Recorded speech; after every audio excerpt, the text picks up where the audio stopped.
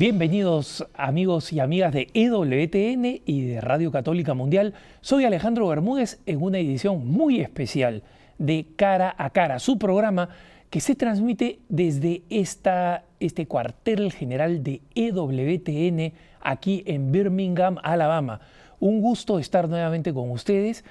Y lo primero que quiero hacer es confirmarle a aquellos hermanos y hermanas que tienen la gentileza y la sensibilidad espiritual de compartir con nosotros aquellas cosas que les cargan el alma, aquellos sufrimientos familiares por circunstancias duras que están pasando, por las dificultades en las que se encuentran hijos o familiares, tensiones en la familia, muerte reciente de seres queridos, enfermedades graves de personas amadas o de las mismas personas que nos escriben. Y quiero una vez reiterarles que para nosotros es un momento y una ocasión para rezar sincera y genuinamente por ustedes. Y también quiero que sepan que es una gran oportunidad para implorarles la limosna espiritual de poder ofrecer esos sufrimientos al Señor. Recuerden ustedes que, como nos decía el Papa Juan Pablo II en la Salvifici Doloris, existe un enorme valor redentor del sufrimiento, y todos estos sufrimientos por los cuales nosotros rezamos, los cuales el Señor desea alivio para ellos, son sin embargo en ese tiempo, en ese curso temporal del sufrimiento, una ocasión para ofrecer. Y me atrevo con algo de vergüenza suplicar que algo de ese sufrimiento pueda ser ofrecido al Señor por el bien de este apostolado que realizamos a través de EWTN. Gracias especialmente a los que nos han escrito con ideas, con inquietudes a través de caraAcara@ewtn.com. Síganlo haciendo, todos sus correos electrónicos son leídos meticulosamente. No todos, en realidad, en general no podemos responder personalmente a ellos, pero muchos de ustedes se habrán dado cuenta que varios de los temas que nosotros abordamos aquí y además varias de las preguntas y respuestas que nos dan en alguna ocasión, en alguno de los programas que hacemos, se inspiran en estas preguntas o consultas que ustedes nos envían. Así que siéntanse en confianza porque ninguna de esas inquietudes van a caer en saco roto. Dicho esto, estoy muy contento porque tenemos a una persona muy importante, extremadamente capacitada para hablar de uno de los temas más centrales en la experiencia de nuestra fe católica en todo el continente y no solo México. Me refiero al tema sorprendente de la Virgen de Guadalupe, que no solamente es el centro de atención de la devoción de millones de católicos, no solamente en México, sino en toda América y en muchas partes del mundo, incluyendo quien les habla, sino que no es tan conocida, o a veces es mal interpretada, la riqueza simbólica y comunicacional que esta imagen riquísima de mensajes contiene. Y para poder hablar un poco de esta riqueza casi ilimitada de lenguaje que tiene la Santísima Virgen de Guadalupe, hemos invitado a el hombre, la persona que más conoce en este momento de este tema. Me refiero a Monseñor Eduardo Chávez, mexicano, obviamente, y una de las personas que ha investigado con mayor pasión y con mayor precisión este tema. Tenemos el gran honor, en consecuencia, de contar en este programa con Monseñor Eduardo Chávez, así que vamos a irnos a una breve pausa y cuando volvamos en torno al maravilloso misterio de Nuestra Señora de Guadalupe, cara a cara con Monseñor Eduardo Chávez tras el colte. No se vaya.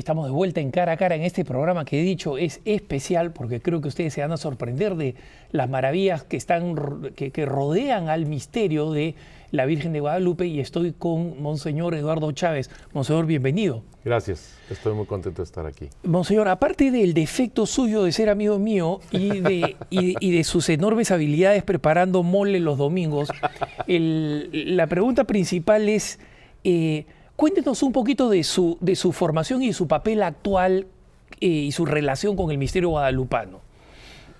Bueno, mira, desde 1978, 77, por ahí, comencé a estudiar la Virgen de Guadalupe como seminarista todavía. Después, en 1983, me encontré con Monseñor José Luis Guerrero, que llegaba a Roma, porque él había sido designado junto con otro equipo de la Comisión Histórica para la Causa de Canonización de San Juan Diego. Él me pidió ayuda para ver cómo podía citar los documentos antiguos, sabiendo que yo estaba estudiando historia, y eso me ayudó cantidad. Aprendí muchísimo de Monseñor José Luis Guerrero y de muchos otros, como el Padre Mario Rojas, como tantos y tantos otros. No quiero dejar a un lado a nadie, porque todos han tenido algo que ver con la Virgen de Guadalupe muy importante. Posteriormente seguí el estudio, es fascinante ahorita en este programa, y van a ver que es una cosa que envuelve toda la vida y el corazón.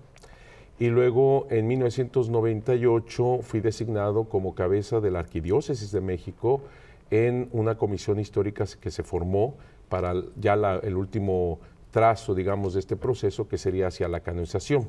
Como cabeza de esta comisión histórica estaba el doctor Fidel González Fernández, que trabaja en el Vaticano. Y junto con Monseñor José Luis Guerrero hicimos ahora sí que este trío para ver todo lo referente a la canonización de San Juan Diego, documentos y demás.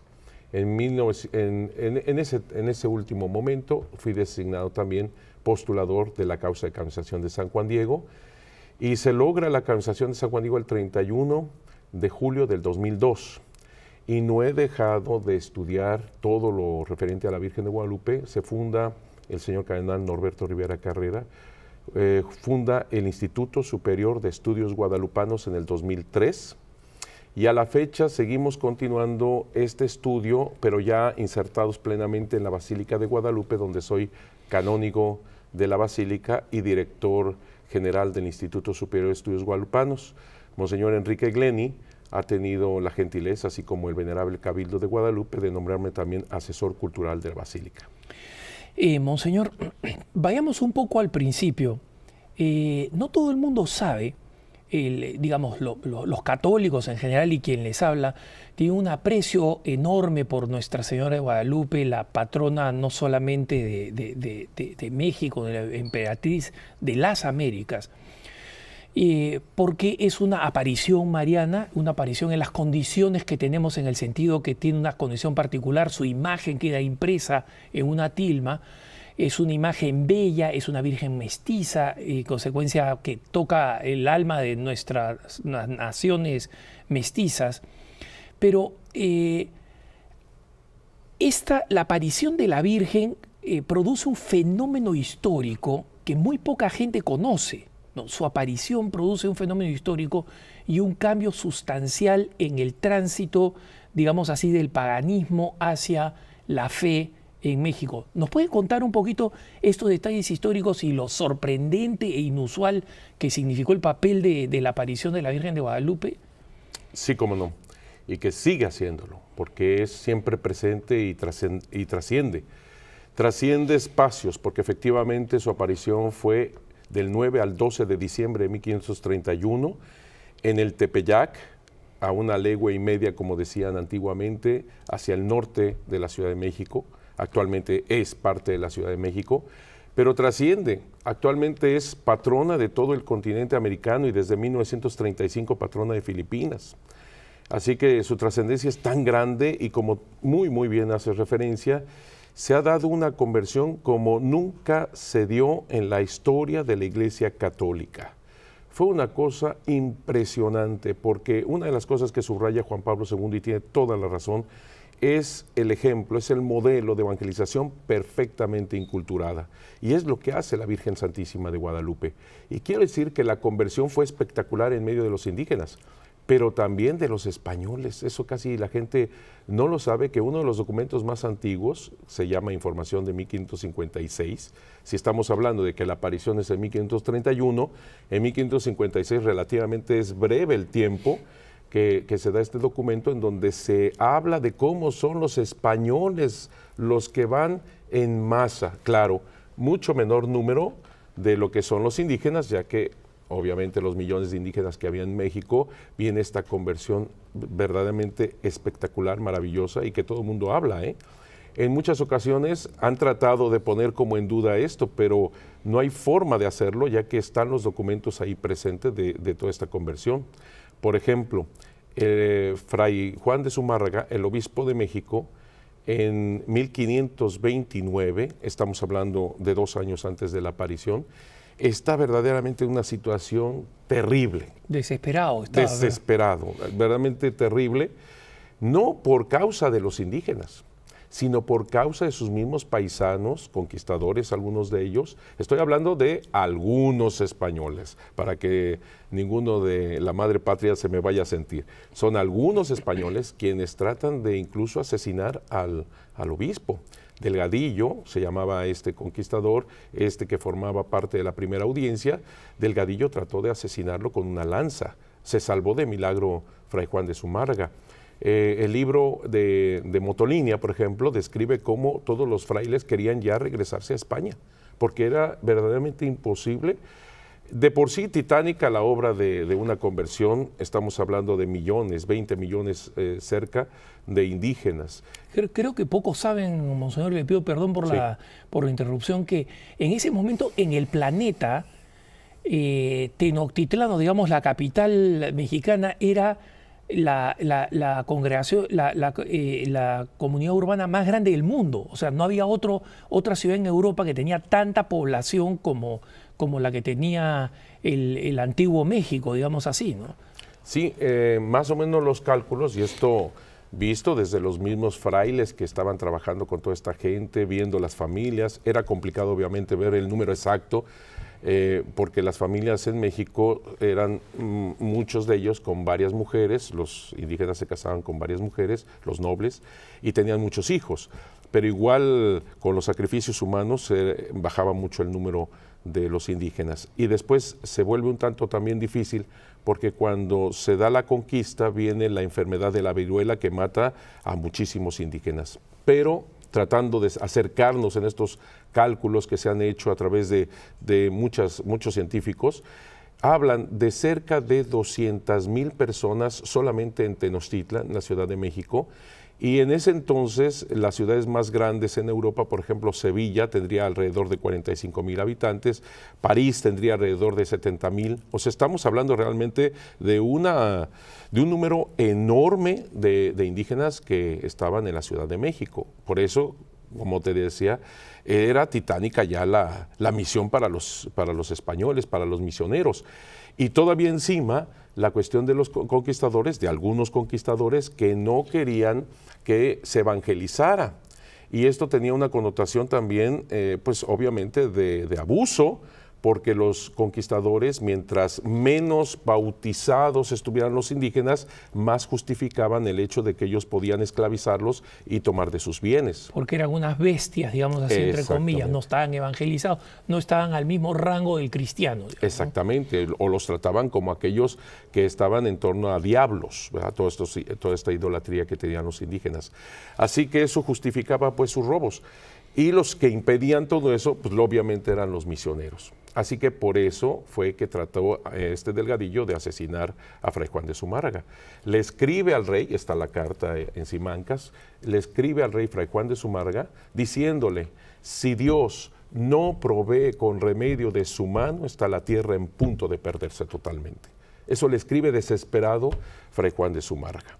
Por eso, cuando se aparece la Virgen de Guadalupe, está la fuerza que viene una conversión de todos los indígenas de una manera espectacular, Llega un momento en que Fray Juan de Zumárraga le escribe al rey, estoy hablando de 1539, estamos hablando de apenas 8 años después de la aparición del 31, y Fray Juan de Zumárraga cambia totalmente la manera de sentir su corazón, porque le dice al rey que la universal reformación, así le llamaba la reformación que usted quiere, la universal reformación va a salir de México, va a salir de las Indias.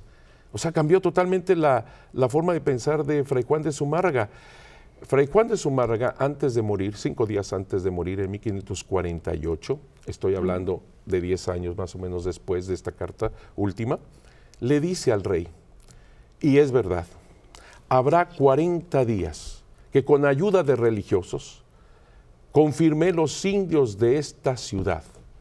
Pasaron de 400,000 ánimas los que recibieron el óleo, a lo cual atribuyen mi muerte, y yo la tengo por vida, y muy contento salgo de ella. O sea, Fray Juan de Zumárraga, después del misterio guadalupano, tiene que confirmar, o sea, dar el sacramento de la confirmación a 500,000 de personas, prácticamente 400,000, medio millón de personas. ¿Lo dice? Y atribuyen que el esfuerzo colosal de esto es lo que probablemente lo agotó hasta ir a la muerte, pero él la veía como, o sea, después de haber hecho esto, de haber traído a la Iglesia Católica todo este ejército de fieles convertidos, yo me voy a la vida, no a la muerte, ¿no? O sea, Sí. bellísima. Ahora, Monseñor, usted nos ha explicado muy plásticamente el abismo que había entre la pre-Guadalupe y la post-aparición de la Virgen de Guadalupe. Háblenos un poquito de la aparición de la Virgen de Guadalupe. ¿Qué es lo que, fuera del fenómeno de la aparición, crea esta transformación radical en los indígenas? Porque hay que comprender que, si bien toda aparición mariana es un maravilloso episodio, muchas de estas apariciones marianas en realidad pueden ser considerados desde el punto de vista humano fracasos. Hablamos de la Salette, que nunca le hicieron caso y efectivamente terminaron corrompiéndose las uvas en toda Francia como ella había prometido, y muchas otras así que no terminan, digamos, de producir los efectos.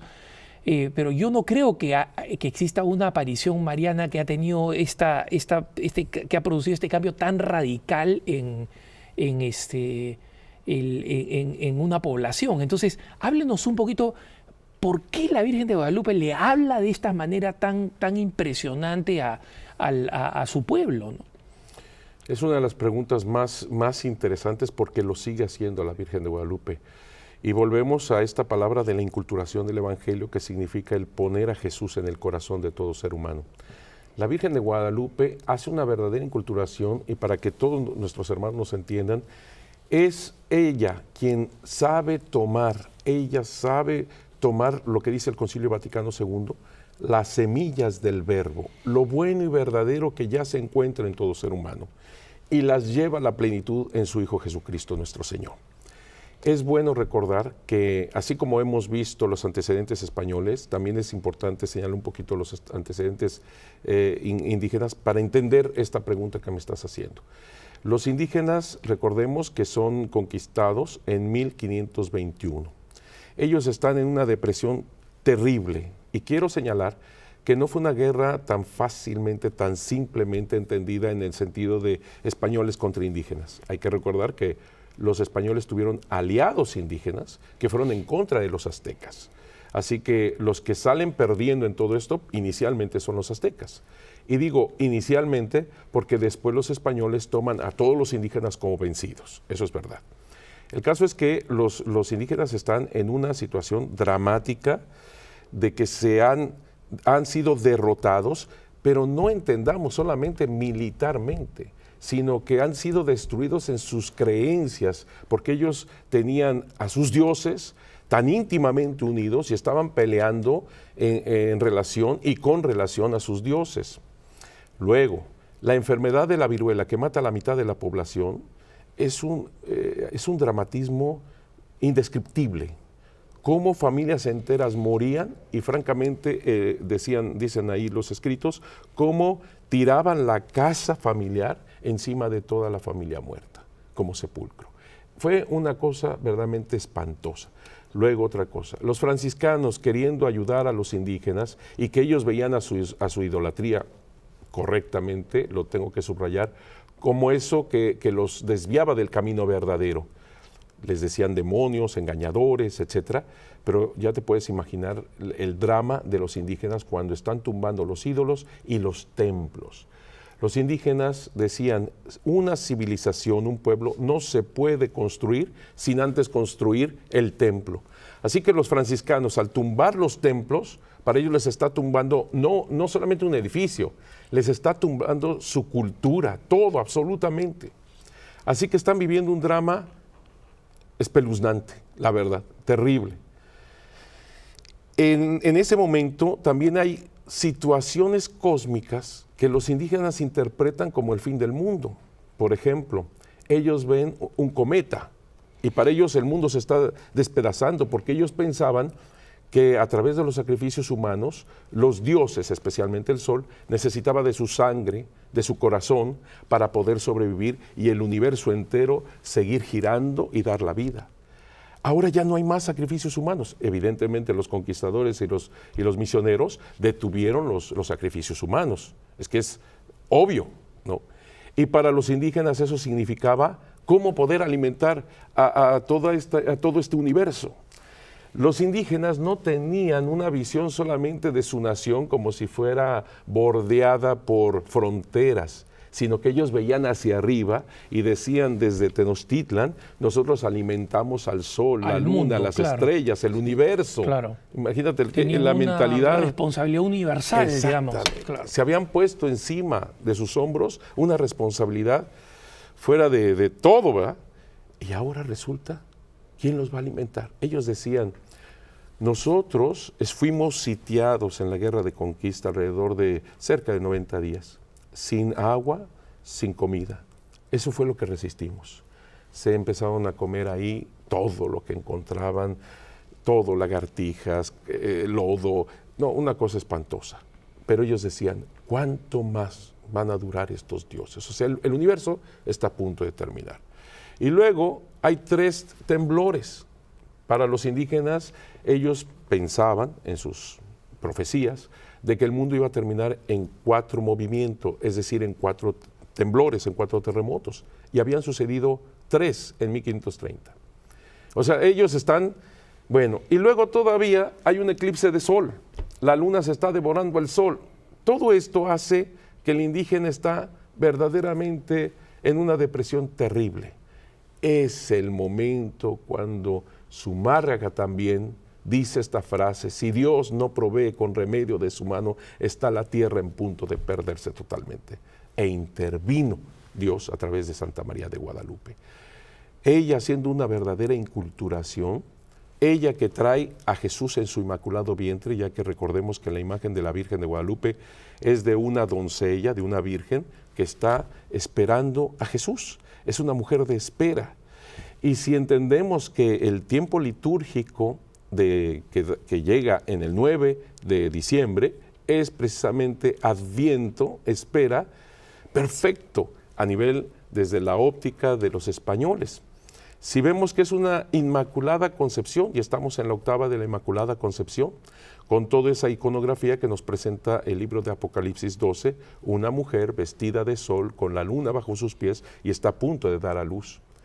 Desde la óptica de los indígenas, ella se aparece en el tiempo que están por celebrar solsticio de invierno el 12 de diciembre, que es el momento en donde el sol empieza a vencer a las tinieblas. Los días comienzan a ser más largos. Los indígenas, antes de la conquista, hacían miles de sacrificios humanos para dar esta sangre y estos corazones al sol y que él pudiera vencer el solsticio de invierno. Cualquiera de nuestros hermanos dirá, Padre, el solsticio de invierno no es el 12 de diciembre, es el 22. Pero hay que recordarles que en 1531 el calendario europeo estaba equivocado por 10 días. Esto se arregla hasta 1582. O sea, astralmente, en 1531, el 12 de diciembre es solsticio de invierno. y es en este contexto en que va a aparecer la Virgen de Guadalupe con toda, no solo la fuerza de ser la Madre de Dios, sino con todo un mensaje amorosamente preparado para los fieles. Y, me gustaría que entráramos ya a este detalle de la imagen misma de la Virgen de Guadalupe, Monseñor, apenas regresemos del corte. Estamos con Monseñor Eduardo Chávez, el experto más importante en la Virgen de Guadalupe, en un interesantísimo diálogo sobre nuestra emperatriz de América. No se vayan, que ya volvemos.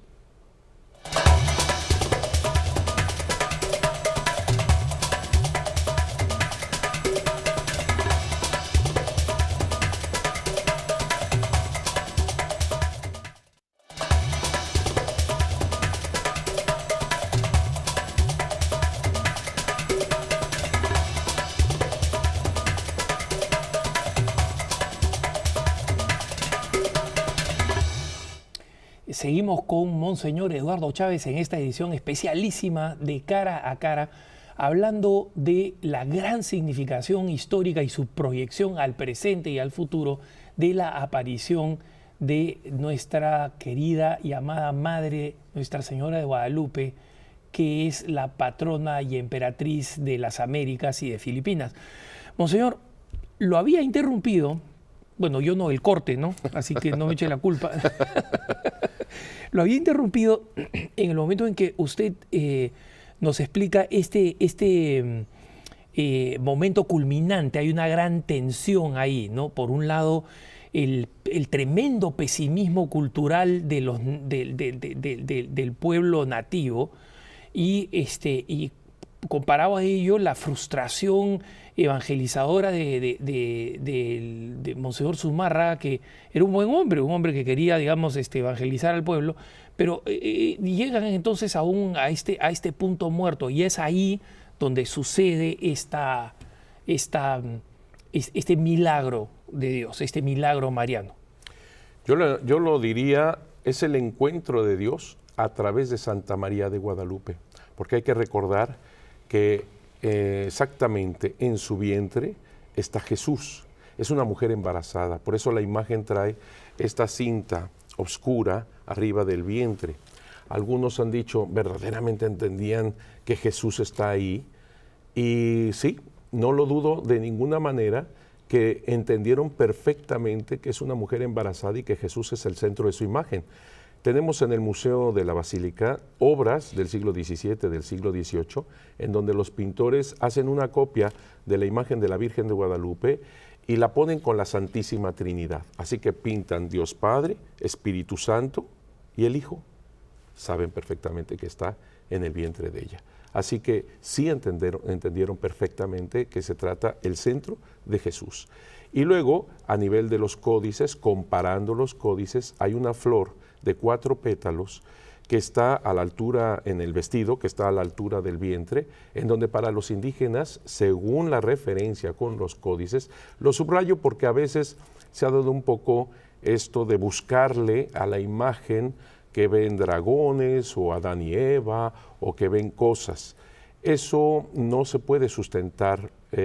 Hay ocasiones que las personas en su devoción ven este tipo de cosas, yo le llamo una devoción personal. Pero lo que sí podemos sustentar es cuando tú comienzas a comparar cómo dibujaban los códices, cómo hacían los códices y la interpretación a través del conocimiento de toda la mentalidad y filosofía, sobre todo religiosa, de carácter tolteca, de los toltecas, que los aztecas han asumido. Pero los toltecas son las personas más sabias, los indígenas más sabios, que llegaron a creer en un solo Dios, si bien no el verdadero Dios, pero ellos llegaron a creer en un solo Dios. O sea, eran monoteístas, digamos, ¿no? Se podría acercar a este tenor, pero en realidad vamos a llamar filosofía religiosa porque todavía no es realmente lo que nosotros podríamos llamar como la revelación. Ahí tenemos que ir con mucho cuidado, porque si bien los toltecas hablan del dios Ometeotl, pero era un dios alejado, era un dios que no le importaba el ser humano. Y lo dice así Netzahualcóyotl. Tú, Tloquenahuaquil, Pamenohuan, y Teyocoyán, y Moyocoyotzin, tú eres el único Dios vivo y verdadero, pero estás lejos de mí. no me amas, no me quieres, te burlas de mí, te ríes de mí. Me has lanzado a este mundo solamente para morir. ¿Dónde estás?, decía Netzahualcóyotl. ¿Dónde estás, Tloquenahuaque? ¿Cómo quisiera cantar tus flores? Es decir, ¿cómo quisiera vivir en tu verdad? Así que está hablando de un solo Dios, pero alejado, que no le importa el ser humano. Cuando la Virgen de Guadalupe le dice a Juan Diego, yo soy la madre de Tloquenahuaque, Ilpamenohuani, Teyocoyani, Moyocoyotzin. Yo quiero una casita sagrada para ofrecer mi amor persona. Así que el verdadero Dios, que obviamente en la mentalidad tolteca estaban preparados para recibir como tierra fértil, el verdadero Dios no está alejado de ti y mucho menos se burla de ti. Quiero una casita sagrada para ofrecer mi amor persona. Así que es un Dios que no viene solamente a verte o a visitarte, que viene a vivir contigo. No, es brutal. El mensaje de la Virgen de Guadalupe es algo impresionante, porque es lo que tanto deseamos actualmente. Es lo que tanto anhelamos y tanto estamos buscando por muchos caminos que desgraciadamente no son los verdaderos. Hay caminos totalmente equivocados, hay caminos que si bien nos acercamos a quien es el verdadero Dios, pero no llegamos todavía a tocar. Mientras que es Él quien toma la iniciativa de venir a encontrarse con nosotros y a vivir en medio de nosotros, ni nada menos que a través de su Madre Santísima. Entonces, siguiendo lo de es que son tantas cosas, pero siguiendo lo de la imagen, Él está ahí. Así que es un verdadero encuentro con Dios a través de Santa María de Guadalupe. La imagen tiene muchísimos significados más, no solamente el códice que guarda el vestido rosa salmonado. Por ejemplo, la luna negra que tiene a sus pies, que está en contraste con el sol, es un verdadero eclipse. Ella está eclipsando, no, lo voy a decir más correctamente. Él, en su inmaculado vientre, a través de su madre, está eclipsando y superando todo lo demás. Los indígenas lo entendieron perfecto, porque México significa en medio de la luna, en el centro de la luna, en el ombligo de la luna. Así que ella viene en el centro de la luna, México. Pero no nos equivoquemos, no es el concepto actual de México como nación, sino para los indígenas México es el lugar de los 4 rumbos del universo. México es el hogar del Dios omnipotente. Por eso ellos pensaban que en México era la manera de mantener todo el universo. Claro, por eso recaía sobre ellos la responsabilidad de sostener todo el universo, porque ahí estaba la presencia del Dios todopoderoso, de la divinidad absoluta, ¿no? Sí, y ahora el verdadero Dios, que va más allá de lo que ellos podían haber imaginado, por muy cercanos que estuvieran, viene ahora a entregarse a ellos. Ahora, Monseñor, entonces, para retomar, para asegurarme que lo sigo con claridad, sí. La Santísima Virgen María se aparece y es para el lenguaje y la simbología indígena, y en consecuencia creo que los indígenas vieron muchísimo más de lo que los españoles verían en su momento, ¿no? Y nosotros. Claro. Entonces, ven esta cinta, ven la flor de 4 pétalos, entonces dicen, esta mujer está embarazada de alguien que es el Dios omnipotente. El Dios omnipotente. Sí. Y en consecuencia ella está pisando esta luna negra que, supongo yo, simboliza la victoria sobre el cosmos. ¿Cuál era el símbolo que leían los indígenas de esta? Que venía al hogar del Dios omnipotente y que este verdadero Dios superaba todo, porque Él está haciendo a través de ella un verdadero eclipse. Él, el verdadero sol. O sea que no está eclipsando la luna al sol, sino que es Él en su inmaculado vientre que está eclipsando todo lo demás, está superando todo. Tan fuerte es esto, las estrellas, por ejemplo, 46 estrellas. Es interesante. En el manto azul verdoso. Manto azul, okay. Y ese manto azul verdoso para los indígenas solamente lo podía portar el emperador. O sea que ellos inmediatamente con el color, ellos captan que están ante la emperatriz. Inmediatamente captan que es virgen, porque las indígenas que se habían casado, que se casan, tenían que usar un peinado especial, un trenzado, que estas trenzas subían hacia arriba como en cuernitos, así lo dibujan. Toda mujer casada tenía que portar ese tipo de peinado, casada, para que en la sociedad indígena inmediatamente entendieran esto. Mientras que una doncella, una virgen, tenía que portar el pelo bien peinado hacia los lados, sin ningún trenzado. Así que viendo la imagen de la Virgen de Guadalupe, los indígenas entendieron perfectamente que era virgen y al mismo tiempo madre. Impresionante. Y luego las estrellas que te decía, son 46. Actualmente en el Instituto Superior de Estudios Guadalupanos estamos haciendo un trabajo con astrónomos, astrónomos de la UNAM, otro astrónomo es de la Universidad de Anáhuac. O sea, junto con el matemático Fernando Ojeda, estamos haciendo un trabajo en este sentido del seguimiento de las estrellas. Impresionante cuando los astrónomos están impactados de comprobar y certificar que son las constelaciones en el cielo de México en aquel entonces. O sea, es impresionante, porque además otra cosa, haciendo estos cálculos, vuelvo a decir matemáticos, astronómicos, se sabe cuándo fue exactamente cuando se imprime la imagen en la tilma de Juan Diego. Se sabe la hora, porque si es más allá de la hora dicha, una estrella ya no entra en el manto, digamos. Si es antes, una estrella no entra Otra o sale. estrella, claro. Exacto. Es a las 6:45 de la mañana del 12 de diciembre, martes 12 de diciembre de 1531. Es impresionante. Otras cosas también son las nubes, que generalmente no tenemos así muy rápidamente, que está en torno de nubes. Para los indígenas, alguien que viene entre nieblas y nubes significa alguien que trae un tesoro, un cofre de riquezas espirituales. Decían los indígenas a los españoles, a los frailes españoles, decían: ustedes que vienen entre nieblas y nubes, ustedes vienen del lugar desconocido donde Dios es espiritual. Ustedes son ojos, oído y boca de aquel invisible y espiritual, en ustedes se vuelve visible. Así que inmediatamente todo esto están leyendo los indígenas, están contemplando la belleza de esta imagen, pero también la están comprendiendo, leyendo toda esta inculturación que ella hace. Y, Monseñor, cuando los indígenas, es decir, nosotros sabemos lo básico de cómo llega esta imagen en la tilma de San Juan Diego, cuando derrama las flores que la Virgen le había pedido llevar como muestra de la autenticidad de su aparición a Fray Juan de Zumárraga. Y sabemos a las 6:45 es la hora, ¿no? 6:45 de la mañana, sí. Tempranero Sí. Y ¿qué sucede luego con esa tilma? ¿Cómo es que esa tilma pasa a ser vista, contemplada, admirada por la población nativa?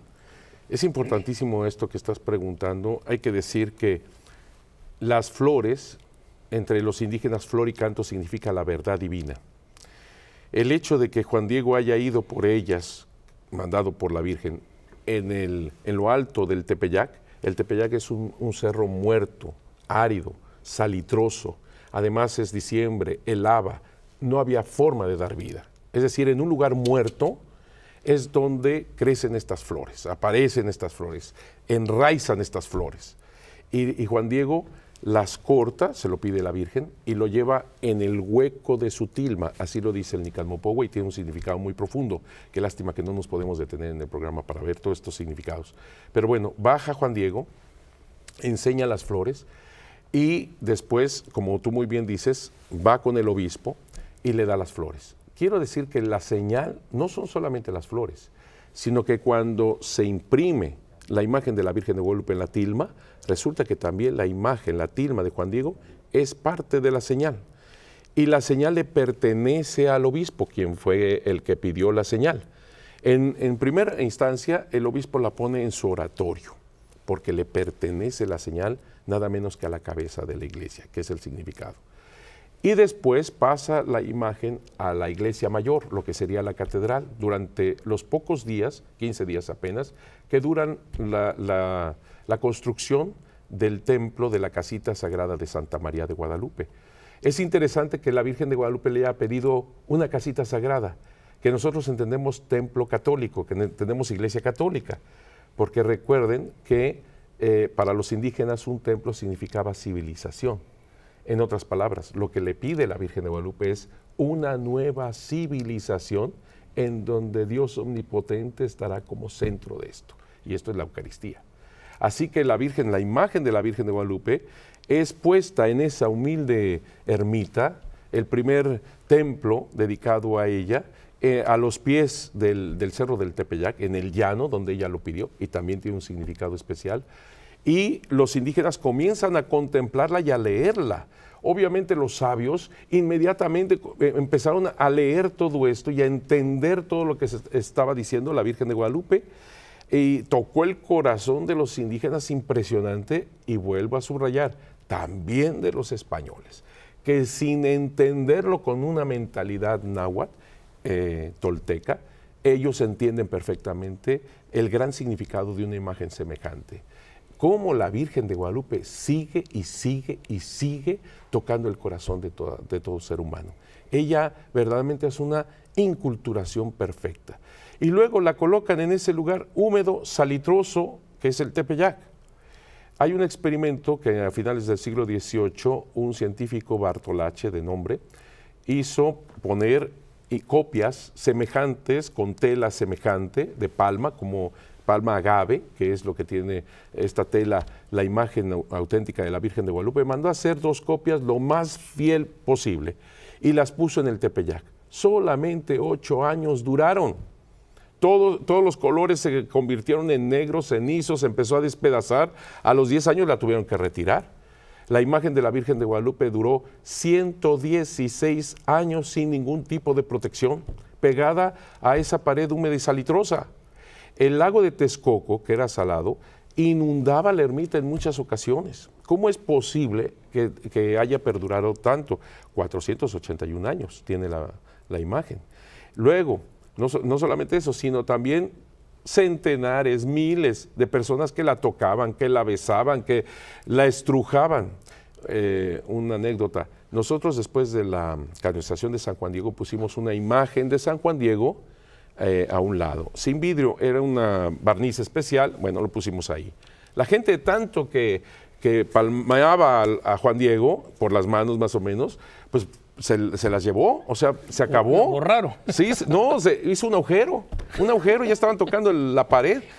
Tuvimos que cambiar la imagen, o sea, en 2 años, en 2 años. Imagínate la imagen de la Virgen de Guadalupe, 116 años sin protección. Y después, por accidente, a finales del siglo XVIII, el platero que estaba arreglando, limpiando el marco, por accidente, tropezó pues su codo con ácido, que es el que estaba usando para limpiar el marco, y le cayó encima a la imagen de la Virgen. No le pasó nada. Y quiero aclarar a todos nuestros hermanos que tampoco se hizo un agujero, sino simplemente está chorreada, está la señal de este ácido, pero lo impresionante es que no le pasó nada. ¿Cómo es posible que esta imagen está en una tilma semejante que no tiene preparación, no tiene absolutamente preparación? Todos los colores pasan al otro lado, no están flotando como por ahí he visto en algún email, que está tremendamente equivocado. No está flotando la imagen, lo sorprendente es que está en los hilos y pasa al otro lado. No se puede llamar pintura porque no tiene brochazo, es una impresión, no tiene pincelada, es una impresión y pasa al otro lado. Otra cosa que por ahí vi en este email, decían de que se escuchaba el corazoncito del niño Jesús, que un doctor, no dice quién, con sus aparatos, escuchaba el corazoncito del niño Jesús. Esto es totalmente falso. No existe ningún informe de eso, no existe un examen de eso, eso es totalmente falso.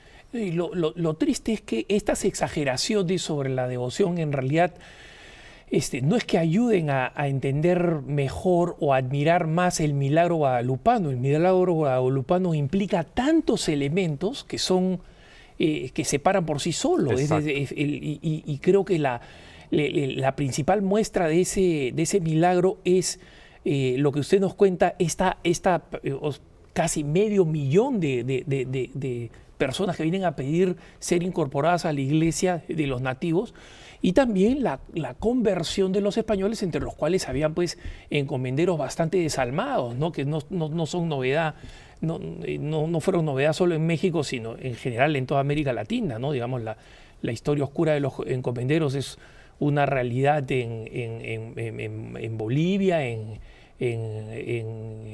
el Perú, en Chile, es decir, no eran una rareza, ¿no?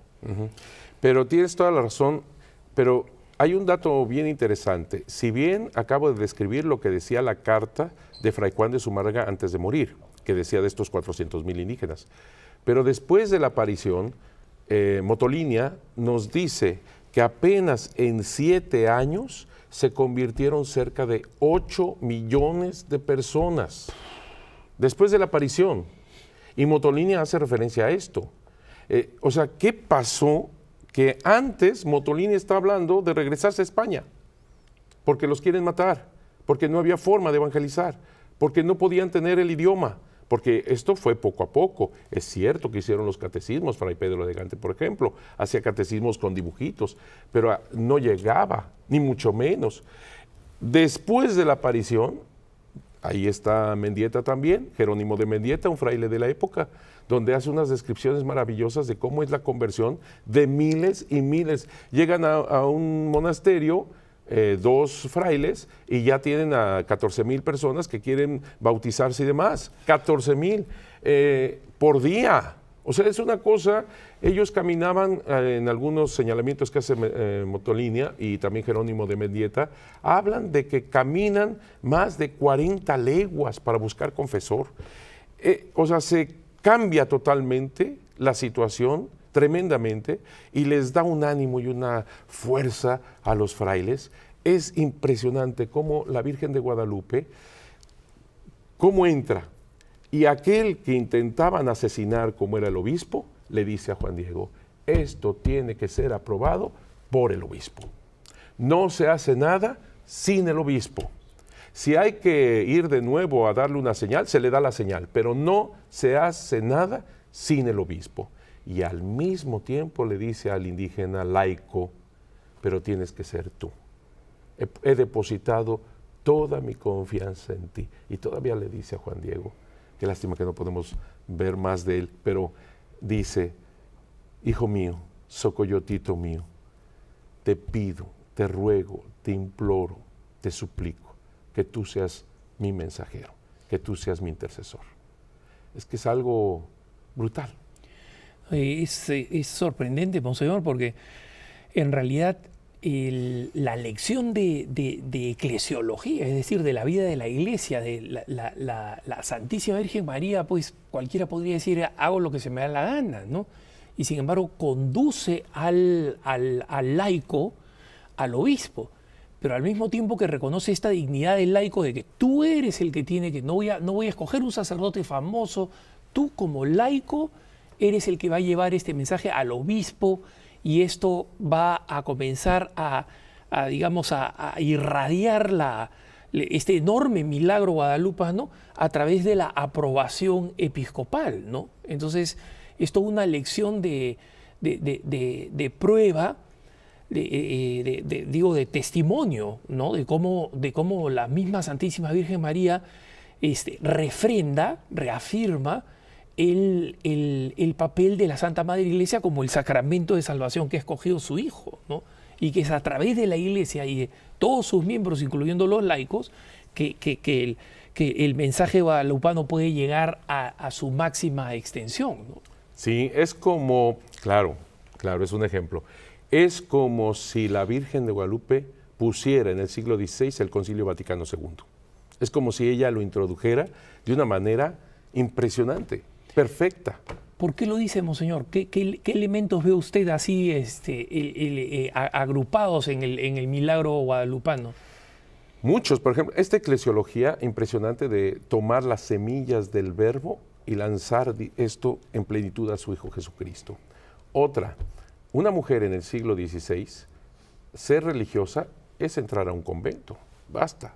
Pensar en misionera, jamás. En el siglo XVI, no. una mujer que quisiera consagrar su vida a Dios era puesta en un monasterio. Sin embargo, ella es la primera discípula y misionera del amor de Dios en el continente. O sea, es exactamente el Concilio Vaticano II, con todas estas disposiciones maravillosas, Lumen Gentium, etcétera, cómo ella la hace una realidad en 1531. Cómo toma esas cosas tan difícil de saber en el corazón humano y que es el anhelo de todo ser humano, como los indígenas que buscaban a Dios, que buscaban el amor, que buscaban la plenitud, que buscaban la paz, la felicidad, como todos nosotros. Ahora, la Virgen de Guadalupe es un fenómeno vivo, en el sentido que hoy día sigue teniendo este enorme poder sobrenatural evangelizador. Usted en tus estudios y todo lo que ha visto, ya para concluir en este programa, Monseñor, pero queremos comprometerlo para un próximo programa para hablar de San Juan Diego, que es toda otra historia fascinante. ¿Ha sido usted testigo de conversiones inesperadas, sorprendentes a los pies de la Virgen de Guadalupe? Pero por supuesto, es que uno que está ahí en la Basílica de Guadalupe es como realmente ser testigos de lo que ella hace. Alguna persona, una periodista me preguntó en Los Ángeles que por qué o de dónde me había salido este amor a la Virgen de Guadalupe, y yo le dije, no, esa no es la pregunta. ¿Cómo no amar a Santa María de Guadalupe, esa belleza de imagen, esa belleza de mensaje, esa entrega total que nos hace de este Dios omnipotente?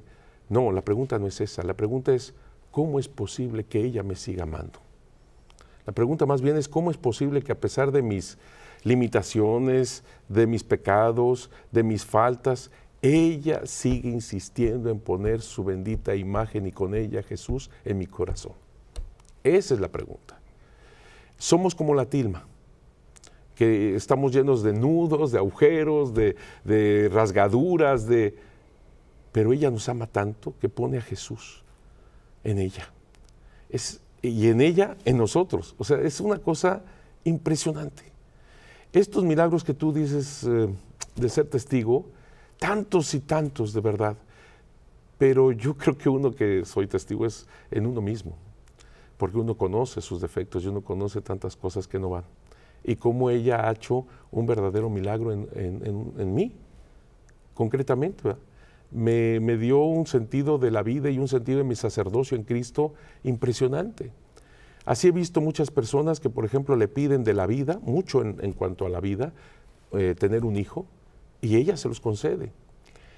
Todos estos son milagros maravillosos, Monseñor, y como siempre hablar de las grandezas de María nos dejan cortos, así que quiero comprometerlo para un programa más, para poder hablar y abordar todas estas maravillas de la Virgen de Guadalupe. Así que hemos estado con Monseñor Eduardo Chávez, vamos a comprometerlo para estar en uno y si se puede 2 programas más para seguir hablando de estas grandezas. Mientras tanto, les agradecemos la sintonía a su programa. No dejen de escribirnos a cara@ewtn.com con sus preguntas. Gracias por haber estado con nosotros en esta edición especial. Quédense con la mejor programación de EWTN y hasta la próxima.